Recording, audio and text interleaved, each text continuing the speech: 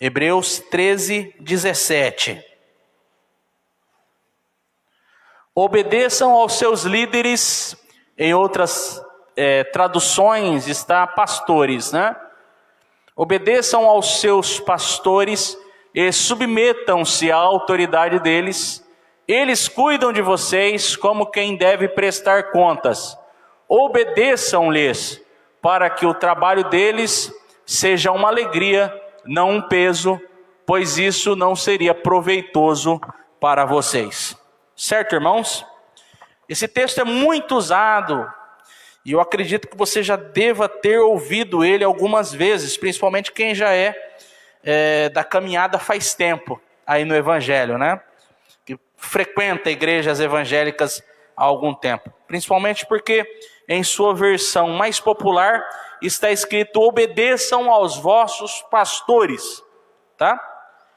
Mas como é isso? Será que qualquer coisa que um pastor falar no culto, na pregação, na palavra, a gente deve obedecer? No texto está escrito: submetam-se, tá? O que é se submeter? É você abaixar a cabeça e fazer. Porém, isso está realmente muito mal explicado, porque como eu venho pregando aqui para os irmãos em cultos anteriores, a Bíblia contém texto e contexto. Contexto imediato e contexto remoto. Contexto imediato são os textos que vêm antes e os textos que vêm logo a seguir. E contexto remotos são textos que se alinham com aquele em outras partes da Bíblia. Então hoje nós vamos estudar esse versículo e mostrar que você não tem que ir obedecendo qualquer coisa em nome do Senhor.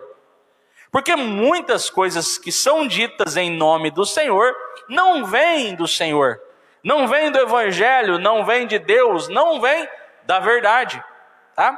Aqui nesse texto está escrito assim: obedecei aos vossos pastores e sujeitai-vos a eles, porque velam por vossas almas, como aqueles que hão de dar conta delas.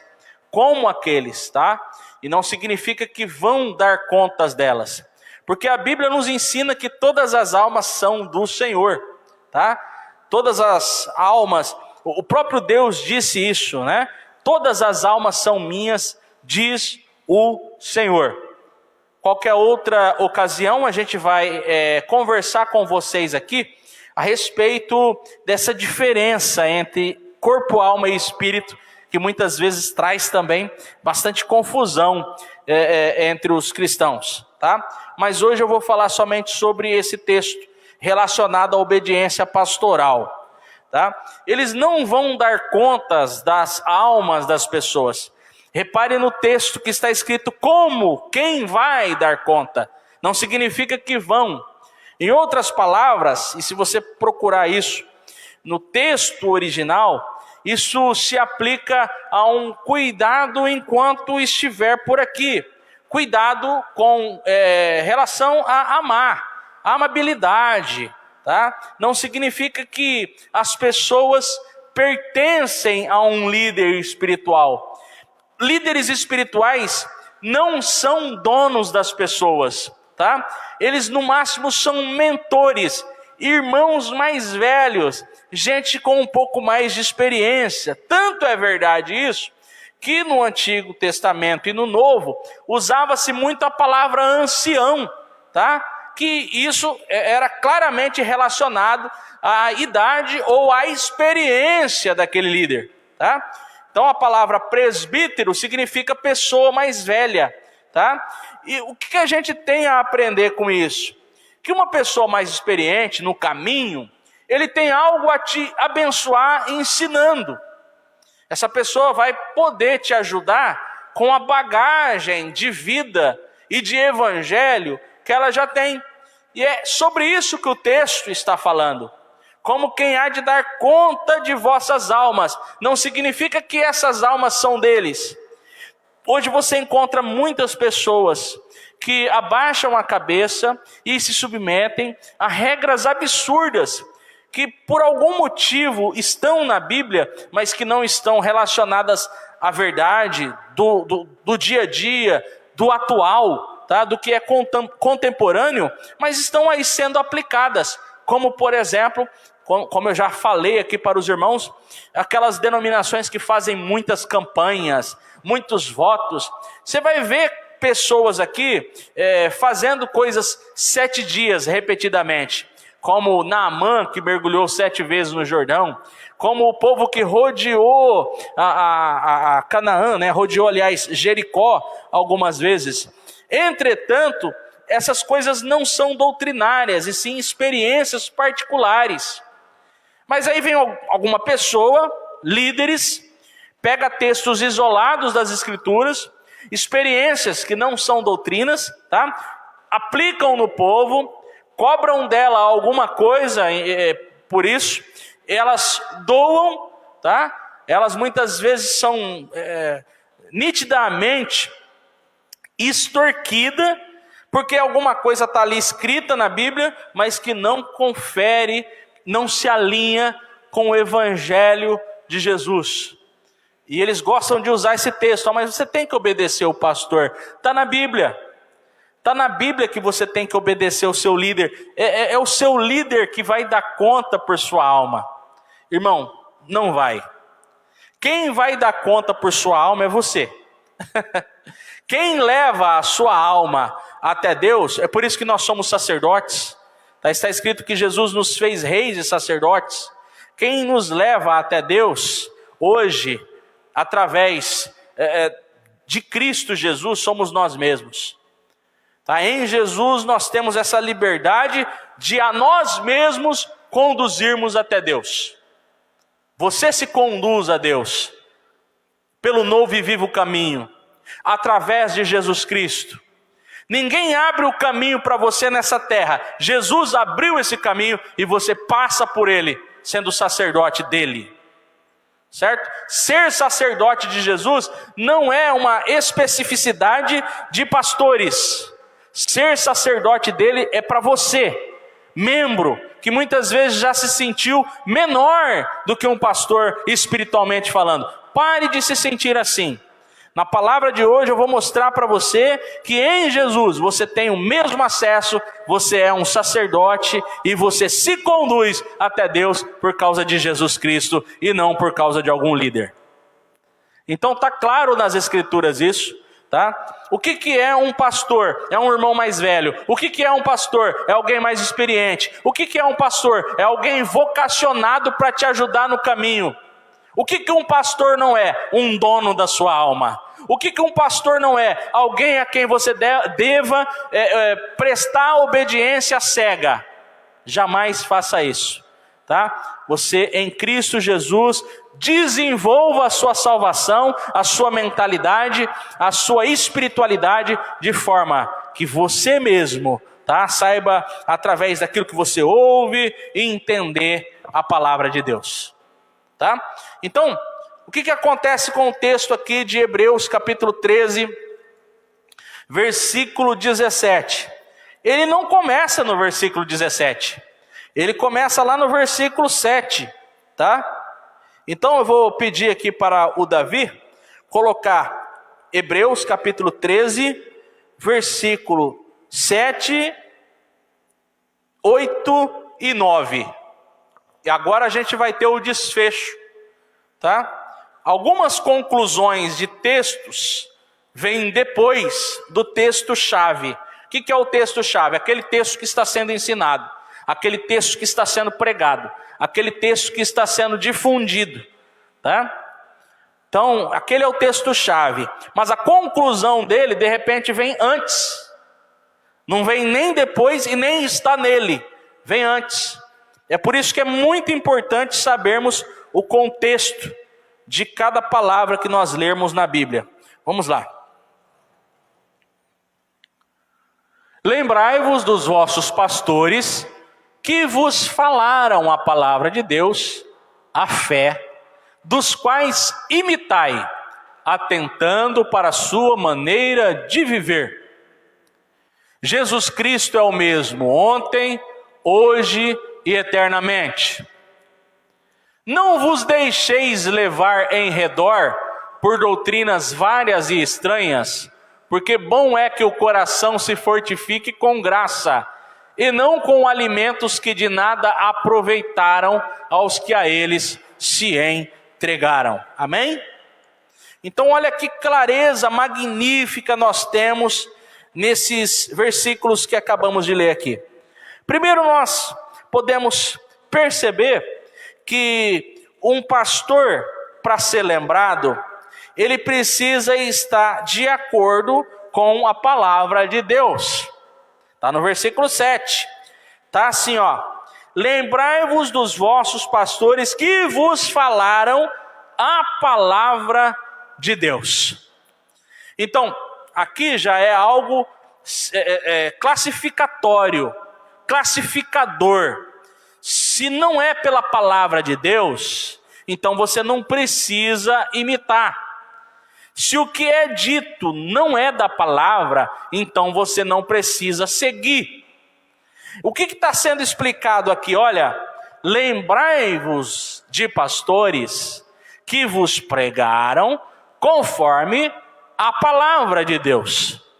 Agora, irmão, é muito importante a gente saber o que eles entendiam por palavra de Deus no mundo antigo.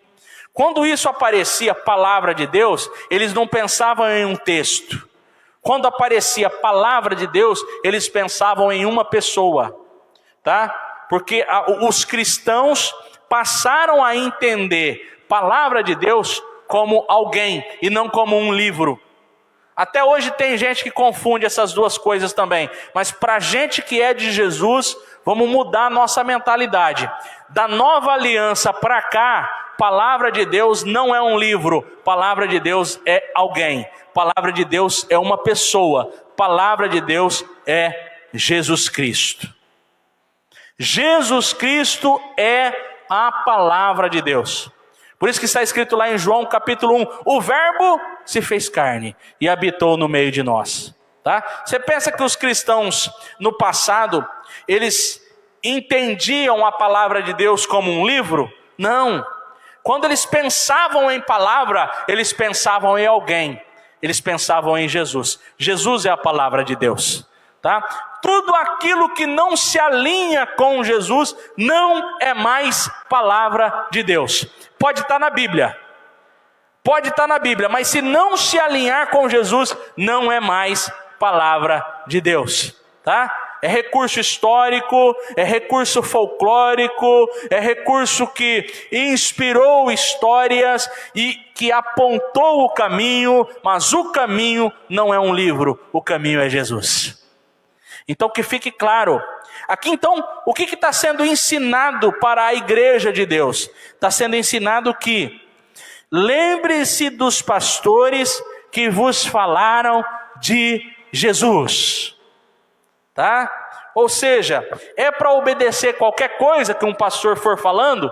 Não, é para obedecer aquilo que ele fala que é de Jesus.